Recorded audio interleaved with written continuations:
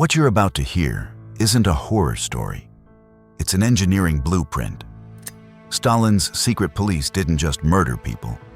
They designed a system so precise, so psychologically airtight, that an entire nation of hundreds of millions learned to be afraid of their own thoughts. And the scariest part? It worked almost perfectly. Welcome to the machinery of Soviet terror. Let's pull back the curtain. Picture this. You're sitting at your kitchen table in Moscow, 1937. You make a quiet joke about bread shortages. But the neighbor's kid heard it through the thin wall. Your co-worker noticed you hesitated during the latest party speech. And your brother-in-law has been under pressure for weeks. Any one of them could report you. So could you. So could everyone. That is not an accident. That is the design. That is the machine. Let's break it down piece by piece. The first gear, the one that made everything else possible, was the secret police. Most people say KGB and picture Cold War spy movies. But under Stalin, the apparatus was called the NKVD. It carried out the grunt work of the purges, and its reign became so ruthless that citizens simply called the era the Great Terror. Stalin used the NKVD as his own personal paramilitary force, eliminating opponents as he saw fit. He didn't just have a police force. He had a private army with no leash, no oversight, and a very long list of names. Through successive reorganizations, GPU, OGPU, then NKVD, the Soviet security system became the backbone of Stalin's dictatorship, expanding from suppressing dissent to managing the economy through forced labor, conducting secret diplomacy, and enforcing ideological conformity. It wasn't just a spy agency. It was a government within the government, a shadow state running everything from prison camps to border patrols to factory inspections. But here's the truly diabolical twist. The NKVD didn't need to be everywhere. It convinced everyone to do the watching for it. That brings us to gear number 2, the informant network. Surveillance penetrated every level of Soviet society, with the NKVD recruiting vast numbers of informants, neighbors, co-workers, even family members who reported suspicious conversations, activities, or attitudes. Factories, universities, collective farms, and private homes all teemed with informants. Think about what that actually means. You couldn't vent to a friend. You couldn't whisper a complaint to your spouse without wondering whether they'd already been recruited. You couldn't trust the guy at the next desk because he might have been given a choice last Tuesday, inform or be accused. And that wasn't really a choice. This created an atmosphere of pervasive fear where no one could trust anyone. And even private conversations carried the risk of denunciation.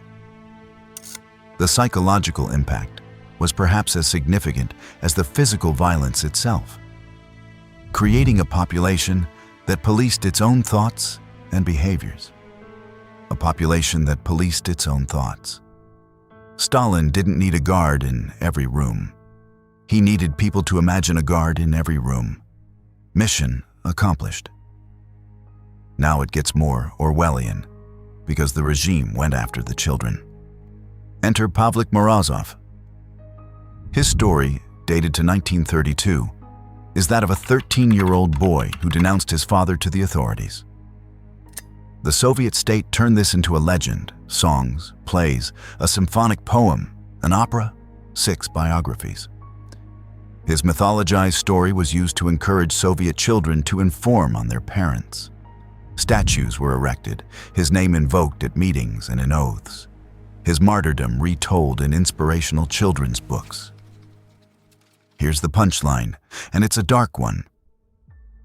Historical scholarship has demonstrated the denunciation almost certainly never occurred.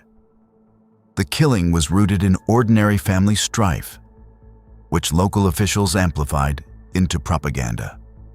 The whole thing was likely fabricated. The perfect informant child hero? A myth, carefully engineered and mass distributed. The goal was never truth. Plays, poems, statues, and pioneer oaths aimed to cultivate a generation of vigilant informants, children who could and should report parental deviations from party lines, loyalty to the state above, loyalty to your own mother. Sleep tight. Now, what happened to the people who got reported? Most vanished into the gulag or were shot. But for high-profile targets, Stalin had something theatrical in mind. Something with cameras, reporters, and a script written before the curtain went up. Gear number 3, the show trials. 3 Moscow show trials were staged in August 1936, January 1937, and March 1938. Former leading Bolsheviks were put on trial for treason and generally confessed, often after being physically tortured, to elaborate terrorist conspiracies against the Soviet state and Stalin personally.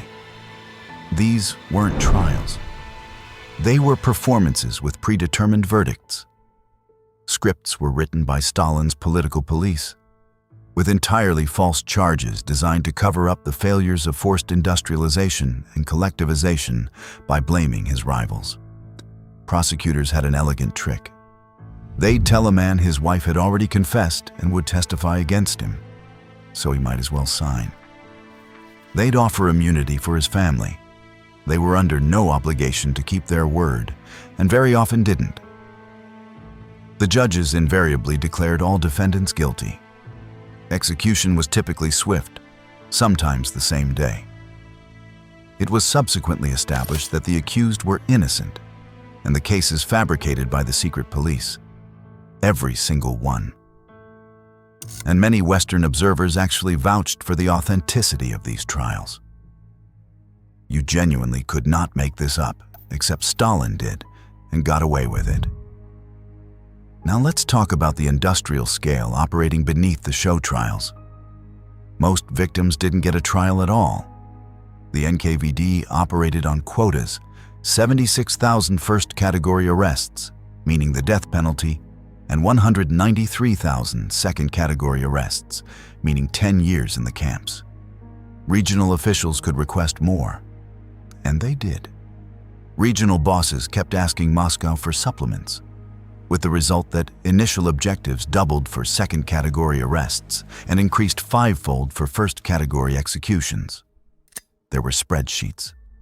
Somebody sat at a desk and wrote down how many people in the Leningrad region needed to be shot this quarter. The party elite constituted only a small fraction of the 400,000 executed and the further 400,000 imprisoned in 1937 and 1938. Most victims held no significant official position. For witnesses, the arrests often seemed random, illogical. That randomness? Also by design. When arrests seem random, everyone feels at risk. When everyone feels at risk, no one organizes. No one resists. You keep your head down, say the right things at the right meetings, and pray the quota gets filled by someone else this month. And that brings us to the final, most devastating gear, the thing all of this was building toward. Engineered paralysis. To form a resistance movement, you need to trust people. You need to meet, communicate, believe the person across from you won't report the conversation to save their own skin. Under Stalin's system, none of that was possible. Every potential co-conspirator was also a potential informant.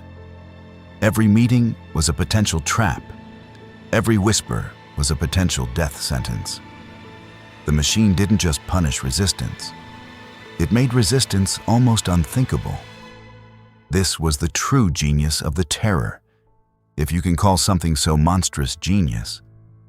It wasn't primarily about killing people, though by 1953, approximately 2.75 million Soviet citizens were in labor camps or prison. It was about making an entire civilization afraid of itself, turning the human instinct to connect, to confide, to organize, and weaponizing it against itself. Your neighbor might save themselves by reporting you. Your colleague might already have been flipped. Your child has been taught the state comes before family. So you say nothing. You do nothing. You become complicit in your own silence. That is the blueprint. Mass surveillance to make privacy impossible. An informant network dense enough to penetrate families. Show trials to publicly destroy credibility before execution. Arrest quotas so arbitrary they guaranteed universal fear. And underneath it all, one goal: make organized resistance not just dangerous, but structurally impossible. The machine worked. For decades, we study it, not just as a historical horror show, but as a case study in how power can be engineered. Because the components are not unique to Stalin. Surveillance, informants, public humiliation, the weaponization of fear and distrust. These are tools.